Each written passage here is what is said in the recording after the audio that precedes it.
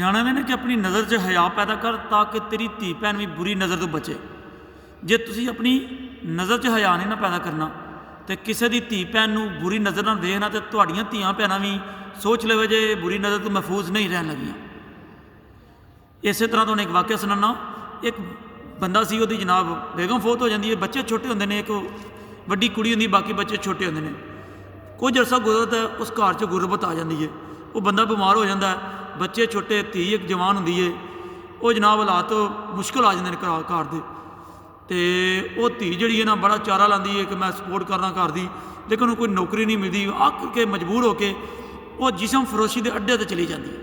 ਉਹ ਆਂਦੀ ਹੋਰ ਕੁਝ ਨਹੀਂ ਤਾਂ ਮੈਂ ਚਲੋ ਆਪਣੀ ਕੁਰਬਾਨੀ ਦੇ ਕੇ ਆਪਣੇ ਵਾਲਦ ਸਾਹਿਬ ਅਤੇ ਛੋਟੇ ਬੱਚਿਆਂ ਦੀ ਚਲੋ ਧਿਆਨ ਤੇ ਕਰ ਲਾਂਦੀ, ਉਹਨਾਂ ਦੀ ਕੋਈ ਮਾਸ਼ੀ ਜ਼ਰੂਰਤ ਪੂਰੀ ਹੋ ਜਾਏਗੀ।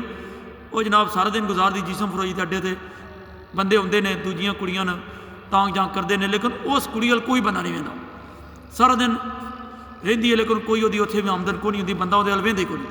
ਉਹ ਜਨਾਬ ਥੱਕ ਆ ਕੇ ਰਾਤੀ ਘਰ ਆਉਂਦੀ ਹੈ, ਘਰ ਆ ਕੇ ਬੜੀ ਨਾ ਅਪਸੈਟ ਹੋ ਕੇ ਪਰੇਸ਼ਾਨ ਹੋ ਕੇ ਬੈਠੀ ਹੁੰਦੀ ਹੈ।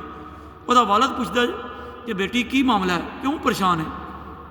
ਆਂਦੀ ਅੱਬੂ ਜੀ ਸਾਰਾ ਵਾਕਿਆ ਦਿਨ ਦਾ ਸੁਣਾਉਂਦੀ ਕਿ ਮੈਂ ਇਸ ਤਰ੍ਹਾਂ ਥੱਕ ਹਾਰ ਕੇ ਆਪਣੀ ਇੱਜ਼ਤ ਵੇਚਣ ਚਲੀ ਗਈ ਸਾਂ ਕਿ ਤੁਹਾਡੀਆਂ ਜ਼ਰੂਰੀਅਤ ਪੂਰੀ ਕਰਾਂ, ਲੇਕਿਨ ਹੁੰਦਾ ਕੀ ਹੈ ਕਿ ਸਾਰਾ ਦਿਨ ਮੈਂ ਗੁਜ਼ਾਰਿਆ ਲੇਕਿਨ ਮੈਨੂੰ ਤੂੰ ਲੱਭਤ ਕਿਉਂ ਨਹੀਂ ਹੋਈ, ਕਿਸੇ ਬੰਦੇ ਮੇਰੇ ਨੂੰ ਵੇਖਿਆ ਤੱਕ ਨਹੀਂ। ਅਤੇ ਉਹਦਾ ਵਾਲਦ ਕਹਿੰਦਾ ਬੇਟੀ ਤੇਰੇ ਵਾਲਦ ਨੇ ਸਾਰੀ ਜ਼ਿੰਦਗੀ ਕਿਸੇ ਦੀ ਧੀ ਭੈਣ ਨੂੰ ਨਹੀਂ ਬੁਰੀ ਨਜ਼ਰ ਨਾਲ ਵੇਖਿਆ, ਅਤੇ ਅੱਜ ਵੇਖ ਲੈ ਮੇਰੀਆਂ ਉਹਨਾਂ ਕਮਾਈਆਂ ਦਾ ਉਹਨੀ ਵਜ੍ਹਾ ਨਾਲ 3 ਬੰਦੇ ਸਾਰਾ ਦਿਨ ਕਿਸੇ ਹੱਥ ਤੱਕ ਨਹੀਂ ਲਾਇਆ, ਵੇਖਿਆ ਤੱਕ ਨਹੀਂ। ਇਹ ਹੀ ਚੀਜ਼ ਹੁੰਦੀ ਹੈ ਕਿ ਜੇ ਅਸੀਂ ਕਿਸੇ ਦੀ ਧੀ ਭੈਣ ਬਾਰੇ ਨਹੀਂ ਗਲਤ ਸੋਚਣਾ ਤੇ ਤੁਸੀਂ ਵੀ ਸੋਚ ਲਵੇ ਜੇ ਕਿ ਤੁਹਾਡੀ ਧੀ ਭੈਣ ਵੀ ਬੜੀ ਮਹਿਫੂਜ਼ ਹੈ। ਜੇ ਤੁਸੀਂ ਸਾਰਾ ਦਿਨ ਲੋਕਾਂ ਦੀ ਧੀਆਂ ਭੈਣਾਂ ਗਲੀਆਂ ਬਹਿ ਕੇ ਅੱਡਿਆਂ 'ਤੇ ਸੜਕਾਂ 'ਤੇ ਆਉਂਦਿਆਂ ਜਾਂਦਿਆਂ ਤਾਂਗ ਜਾਂਗ ਕਰਨੀ ਹੈ, ਉਹਨਾਂ ਨੂੰ ਤਾੜਨਾ ਹੈ, ਅਤੇ ਫਿਰ ਸੋਚ ਲਿਆ ਤੁਹਾਡੀਆਂ ਧੀਆਂ ਭੈਣਾਂ ਜਿਸ ਟਾਈਮ ਬਾਹਰ ਨਿਕਲਣਾ ਤਾਂ ਲੋਕ ਵੀ ਉਹਨਾਂ ਤਾੜਦੇ ਹੋਣ ਦੇ, ਉਹਨਾਂ ਨੂੰ ਬੁਰੀ ਨਜ਼ਰ ਨਾਲ ਵਹਿੰਦੇ ਹੋਣ ਦੇ।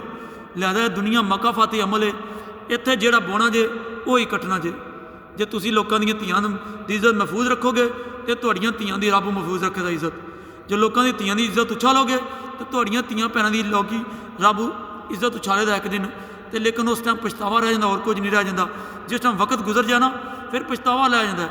ਲਿਹਾਜ਼ਾ ਵਕਤ ਤੋਂ ਪਹਿਲਾਂ ਨੌਜਵਾਨੋ ਆਪਣੀ ਨਜ਼ਰਾਂ ਮਹਿਫੂਜ਼ ਕਰ ਲਓ, ਆਪਣੀ ਸੋਚ ਮਸਬਤ ਕਰ ਲਓ, ਆਪਣੇ ਇਰਾਦੇ ਨੇਕ ਕਰ ਲਓ, ਤਾਂ ਕਿ ਤੁਹਾਡੀਆਂ ਧੀਆਂ ਭੈਣਾਂ ਤੁਹਾਡੀਆਂ ਬੇਟੀਆਂ ਬਲਕਿ ਜਿਸ ਟਾਈਮ ਬਾਹਰ ਜਾਣ ਦੇ ਲੋਕੀ ਵੀ ਨਜ਼ਰਾਂ ਝੁਕਾ ਲੈਣ, ਜਿਸ ਤਰ੍ਹਾਂ ਤੁਸੀਂ ਲੋਕਾਂ ਦੀਆਂ ਧੀਆਂ ਭੈਣਾਂ ਵੇਖ ਕੇ ਨਜ਼ਰਾਂ ਝੁਕਾਓਗੇ। ਸ਼ੁਕਰੀਆ।